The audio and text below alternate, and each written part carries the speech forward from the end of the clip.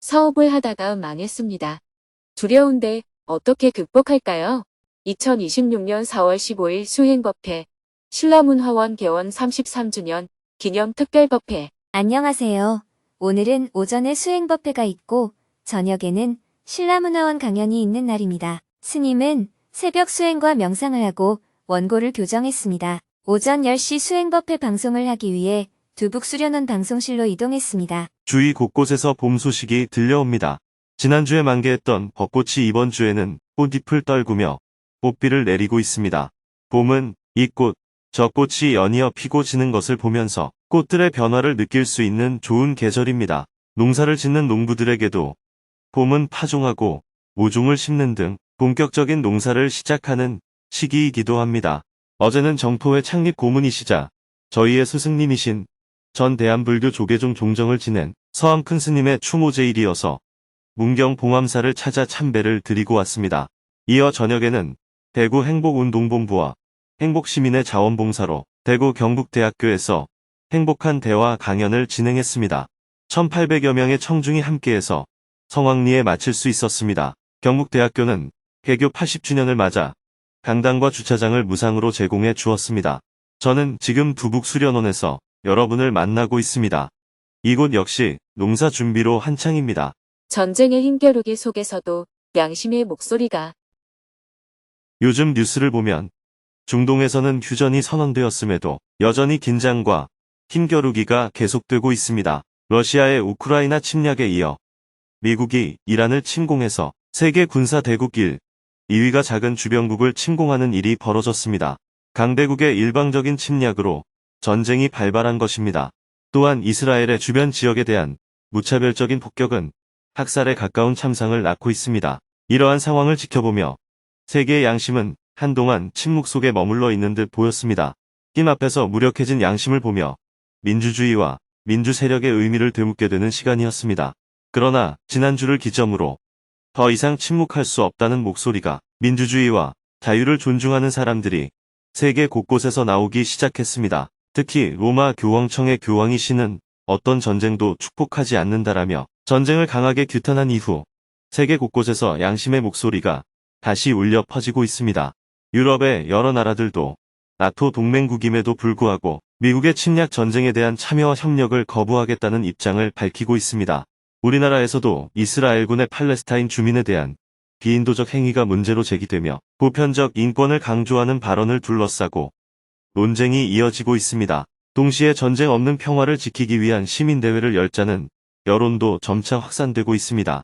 힘으로 이루어진 일은 처음에는 성공할 것처럼 보일 수도 있지만 긴 시간의 흐름 속에서는 결국 실패로 돌아갈 수밖에 없습니다. 히틀러의 사례를 보더라도 당시에는 많은 이들이 침묵 속에서 그의 행위를 묵인했지만 결국 역사는 그를 전범으로 규정했습니다. 우리나라가 35년간 일본 제국주의의 식민 지배를 겪었던 일제강점기도 마찬가지입니다. 총칼 앞에서 숨죽이고 있던 상황에서도 일부 용기 있는 사람들의 결단으로 3.1 독립운동이 일어나고 독립운동이 이어졌습니다. 많은 희생을 치렀지만 결국 우리는 독립을 이루어냈습니다. 이후 민주화 투쟁을 통해 오늘의 민주주의를 쟁취하기에 이르렀습니다. 이처럼 자유는 저절로 주어지는 것이 아닙니다.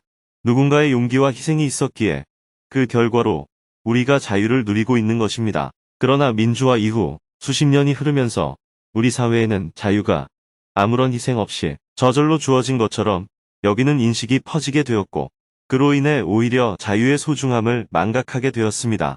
특히 젊은 세대일수록 그 가치를 체감하기 어려운 측면이 있습니다. 우리는 자유와 평화가 위협받을 때 비로소 그 가치를 절실히 깨닫게 됩니다.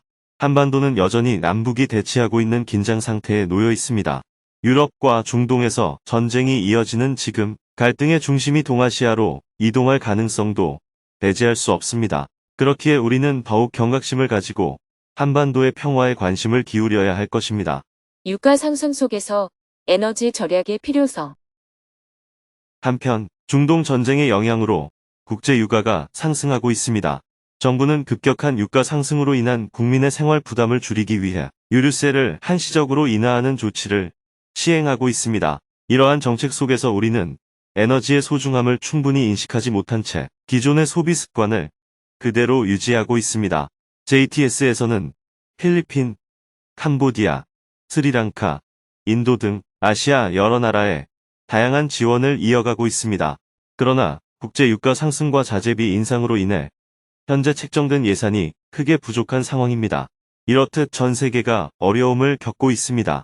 그럼에도 우리나라는 정부의 물가 안정 정책 덕분에 이러한 어려움이 피부로 크게 와닿지 않다 보니 이란 전쟁 이전과 비교해 에너지 사용이 줄어들지 않고 있습니다. 지금은 온 국민이 함께 에너지 절약에 동참해야 할 때입니다. 가까운 거리는 가급적 걸어 다니고 개인 승용차 사용을 줄이며 전기 사용도 조금 줄이면 좋겠습니다. 유럽 등 일부 국가처럼 국제 유가 상승분을 그대로 반영하면 자연스럽게 절약으로 이어지겠지만 그렇게 되면 국민 생활에 큰 부담이 되기 때문에 정부가 이를 억제하고 있는 것입니다. 정부가 아무리 에너지 절약을 강조해도 국민 스스로 경각심을 갖지 않으면 실천으로 이어지기 어렵습니다. 정토회 회원인 여러분께서는 나라 살림이 곧 내 살림이라는 관점을 가지고 에너지 절약에 적극 동참해 주시기 바랍니다. 수행법회 법문을 마치고 스님은 오전 11시 30분경 치료를 위해 병원에 다녀왔습니다. 의사 선생님이 약물 치료도 필요하지만 휴식이 필요하다고 권하였기에 스님은 병원에 다녀와서 오후에는 휴식을 취했습니다. 스님은 저녁 7시 경주 설화벌문화회관에서 신라문화원 개원 33주년을 기념해서 마련한 특별법회에 초청 연사로 참석했습니다. 약 500석 규모의 강연장이었는데 오늘은 700여 명의 지역 주민들이 강연장을 찾아 자리가 부족했습니다. 강연장에는 먼저 도착한 고등학교 동창 친구 10여 명이 귀빈실에서 스님을 기다리고 있었습니다. 스님이 도착하자 친구들이 자리에서 일어나 반갑게 스님을 맞이했습니다. 스님, 잘 지내셨습니까? 스님, 네, 기억나나. 친구들이 저마다 스님께 악수를 청하고 인사를 했습니다. 스님도 55년 만에 만나는 친구들과 환한 웃음으로 반갑게 인사를 나누었습니다. 어떤 친구는 이따금 만나기도 했지만 어떤 친구는 너무 오랜만에 만나서 얼굴이 가물가물하기도 했습니다. 55년이라는 세월이 흘러 몸도 나이가 들고 얼굴에는 주름이 가득하지만 고등학교 다닐 적의 친구들을 마주하니 그때의 기억들이 새록새록 다시 일어났습니다. 나는 사람들 만나면 내 친구가 법륜 스님이라고 자랑한대이. 친구들이 저마다 스님이 고등학교 친구임을 자랑스러워하며 자기 사는 근황들을 나누었습니다. 친구들과 이야기를 나누는 중에도 스님을 만나기 위해 사람들이 계속 찾아왔습니다. 지금 제가 고등학교 친구들을 만나고 있습니다. 55년 만에 만나는 친구들이라 잠시 뒤에 인사 나눕시다. 스님이 찾아오는 손님들에게 설명하자 친구들이 서서히 자리를 정리하기 시작했습니다. 우리 같이 사진 한 장 찍고 이제 자리 비켜주자. 만나실 분이 많다.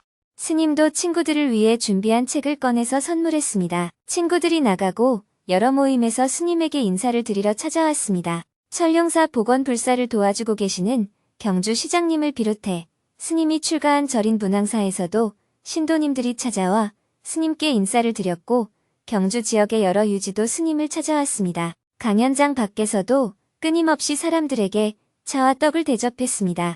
오늘 강연장은 마치 동네 잔치 같은 분위기였습니다. 1시간이 훌쩍 지나 저녁 7시가 되어 특별법회가 시작되었습니다. 3귀이와 국기에 대한 경례로 법회를 열었습니다. 오늘 법회를 준비한 신라문화원 원장 진병길 님이 개원 33주년을 기념하는 소회를 꺼냈습니다. 1993년 3월 신라문화원을 열었을 때 많은 사람이 저게 몇 년 정도 갈까? 신라문화원이 뭐 하는 곳인가? 하는 우려를 보냈었습니다. 지나고 보니 그러한 우려들도 모두 관심이었네요.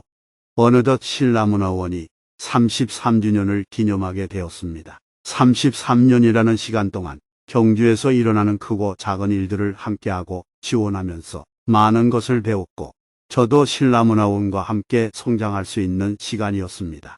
작년 10월에 경주에서 열린 에이펙 정상회담이 전환점이 되어 경주의 위상이 크게 달라졌음을 새삼 느낍니다. 앞으로도 신라문화원은 그동안 보내주신 성원과 지역에 내린 뿌리로 경주 시민들과 지역 주민들에게 베풀며 나아가는 공간으로 만들어 가겠습니다. 감사합니다. 진병길 원장님의 인사말이 끝나고 스님의 법문이 이어졌습니다. 어느 도시에 가든지 자기 지역을 사랑하는 향토 단체가 있습니다. 지역에서는 잘 알려졌지만 전국으로 알려진 단체는 몇 안 됩니다. 그런데 신라문화원은 제가 서울에서도 문화부 관계자들을 만나면 신라문화원을 모르는 분이 없을 정도로 전국적으로도 잘 알려진 건실한 지역 단체입니다. 경주 지역 문화를 경주 시민들뿐 아니라 대한민국 국민들 더 나아가 해외까지 착실히 알려나가는 단체이고 경주를 아름답게 가꿔가는 단체라고 생각합니다. 저도 경주가 고향이다 보니까 오늘은 55년 만에 11명의 동기생을 만났습니다. 그래도 잊지 않고 찾아와서 인사해 주셔서 감사드리고요. 또 경주 불교 학생회에서 함께 활동했던 후배 동문, 또 흑륜사 스님들도 많이 오셨습니다. 스님은 경주 출신인 원효대사와 최치원 선생, 불교계의 김지장 대사를 언급하며 경주가 낳은 훌륭한 인물들이 갖는 영향력, 문화의 힘에 관해서 이야기했습니다. 경주가 가진 문화의 힘. 탑이나 불상 등 유적지나 유물만이 아니라 지금은 정신적으로 영향을 미치는 문화적 힘이 매우 중요합니다. 여러분들 한류 아시지요? 한류 바람이 부니까 어느 나라에 가도 한국말 하는 것이 유행입니다. 한국 음식을 먹어보는 것이 소원이고 한국 한번 가보는 게 소원입니다. 제가 볼 때 지금 동남아, 서남아시아 지역은 우리가 예전에 미국을 동경하며 영어 공부하고 팝송 부르고 기타 치는 것보다 한국을 그리워하는 게 더 강합니다. 햄버거 팔리듯이 한국 음식이 엄청나게 팔립니다. 그런데 아쉬운 점은 한국 음식이 떡볶이, 김밥, 비빔밥, 김치 이거밖에 몰라요. 제가 지난 3월 말에 미국 분들을 초대해서 세계 명상 포럼을 열었습니다. 외국 참가자들이 한국 사찰 음식을 맛보고 한국 음식이 이렇게 다양하고 맛있는 줄 몰랐다고 했습니다. 혹시 한국 음식이 적응 안 될까봐 빵이나 치즈를 준비할까 했는데 외국인 참가자들은 필요 없다는 거예요.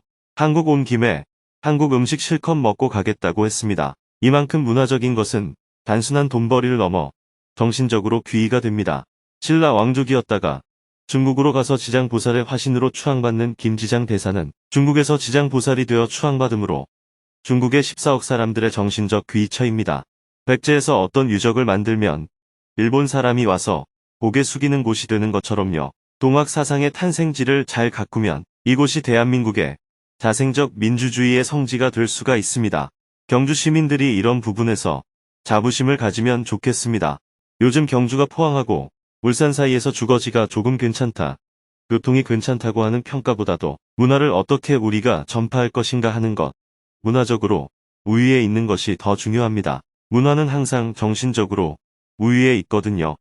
전 세계 어디서나 태권도를 배우는 사람들은 하나, 둘, 기합 소리 모두 한국말로 합니다.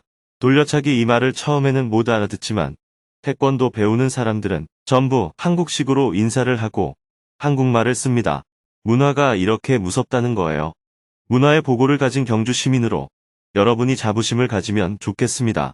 제가 대한민국에 태어난 것도 자랑스럽지만 경주에서 어린 시절을 보냈다는 것도 자랑스럽고 제가 분황사에서 출가했다는 것도 자랑스러운 일입니다.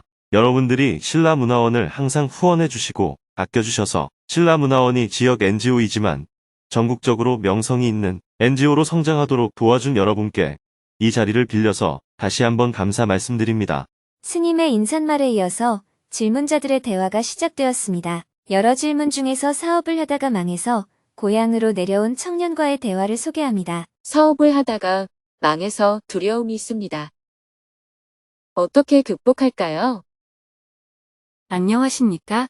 제가 5년 정도 서울에서 사업을 하다가 망해서 지금은 고향에 내려와 있습니다.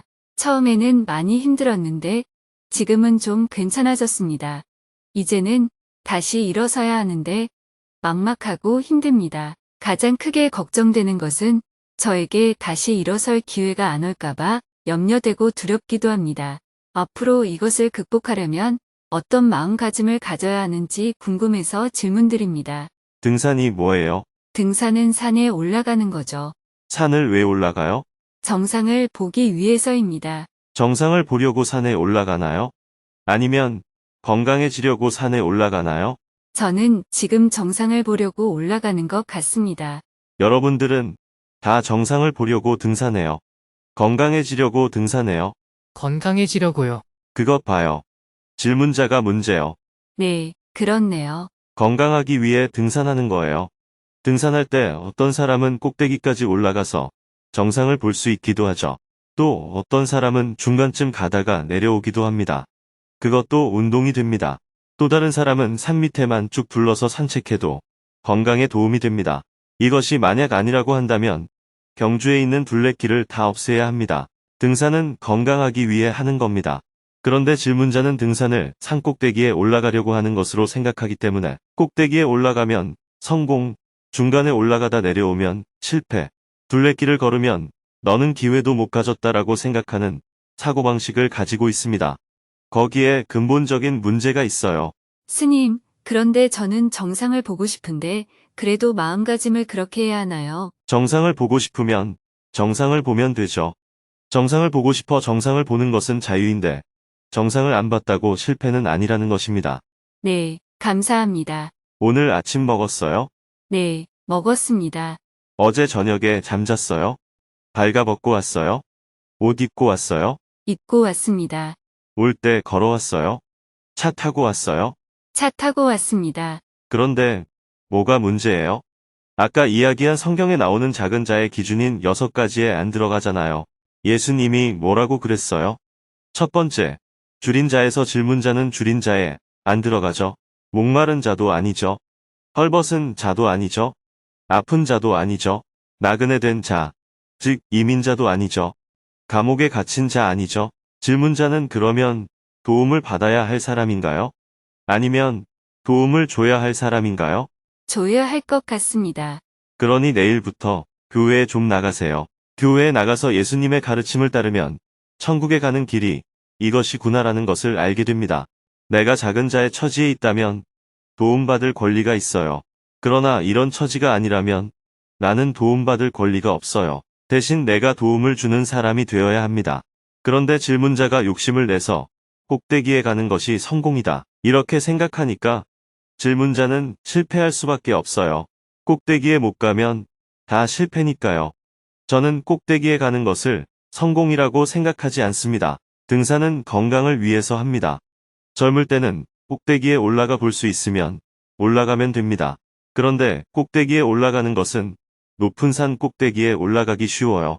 낮은 산 꼭대기에 올라가는 것이 쉬워요. 낮은 산이 올라가기 쉽습니다. 그렇다면 낮은 산에 올라가면 되잖아요. 하지만 질문자는 슬리퍼를 질질 끌고 반바지 차림으로 설악산을 오르겠다고 하는데 어림도 없는 소리예요. 그러니 슬리퍼를 신고 슬슬 올라가려면 뒷동산이나 올라가고 설악산이나 높은 산에 올라가려면 준비를 좀 단단히 하고 가야 합니다. 정상에 올라가는 것을 목표로 두지 마세요. 지금도 아무 문제가 없어요. 밥도 먹고 옷도 입고 사니까요. 그러나 조금 더 해보는 것은 괜찮잖아요. 둘레길도 좋은데 어디 남산까지 가볼까? 이것이 되면 이제 고이산도 올라가 볼까? 이것도 되면 단석산도 가볼까? 라고 해보는 겁니다. 이렇게 목표를 낮추어야 작은 성공을 만들어 나갈 수 있습니다. 성공을 만들어야 자기가 자기를 믿을 수 있어요. 그런데 목표를 너무 높게 잡으면 할 때마다 실패해요. 그러면 내가 나를 못 믿어요. 나는 능력이 없는 사람이야. 이렇게 되는 거예요. 그러니 서울에서 실패해서 경주에 와야겠어요. 서울에서 아무리 성공한다 해도 싫다. 나는 내 고향 경주에 와서 살겠다. 이렇게 와야 해요. 부처님처럼 왕위를 버리고 출가를 해야죠. 왕이 못 되었다고 출가를 하면 세속에서 실패한 사람입니다. 그러니까 서울을 버리고 경주에 왔다는 자부심을 가져야 합니다. 알았죠? 네, 감사합니다. 오늘은 모두 현장 질문으로만 강연을 가득 채웠습니다. 어색해하거나 부끄러워하는 사람 없이 저마다 자기 사는 이야기를 허심탄회하게 꺼내다 보니 어느덧 밤 9시가 되었습니다. 스님과 대화하고 싶어 질문을 신청한 사람들이 더 있었지만 다 받지 못하고 증문즉서를 마쳤습니다. 강연을 시작할 때는 스님의 목 상태가 좋지 않아서 우려했는데 다행히 큰 탈 없이 강연을 잘 마쳤습니다. 강연을 마치고 스님은 진병길 원장님과 인사를 나누었습니다. 개원 33주년을 축하합니다. 그동안 고생하셨어요. 스님, 오늘 특별 법회에 오셔서 법문해 주셔서 감사합니다. 사람들도 정말 좋아하고 있습니다. 다음에 다시 좋은 자리를 만들어서 스님을 초청하겠습니다. 법회를 마치고 스님은 두북수련원으로 이동했습니다. 대구 강연도 그렇고 오늘도 사람들이 제법 많이 찾아오네요. 이제 나이가 들어서 몸이 점점 늙고 움직임이 예전 같지 않은데 사람들은 여기저기에서 점점 더 많이 찾아오네요. 내가 젊을 때 찾아왔으면 좋았을 텐데 말이에요. 스님의 웃음소리에 동행하던 행자들도 조용히 따라 웃었습니다. 밤 10시경에 두북수련원에 도착했습니다. 스님은 늦은 저녁을 먹고 휴식을 했습니다. 내일은 새벽에 집안일을 하고 오전 8시부터는 두북 어르신 잔치를 함께할 예정입니다.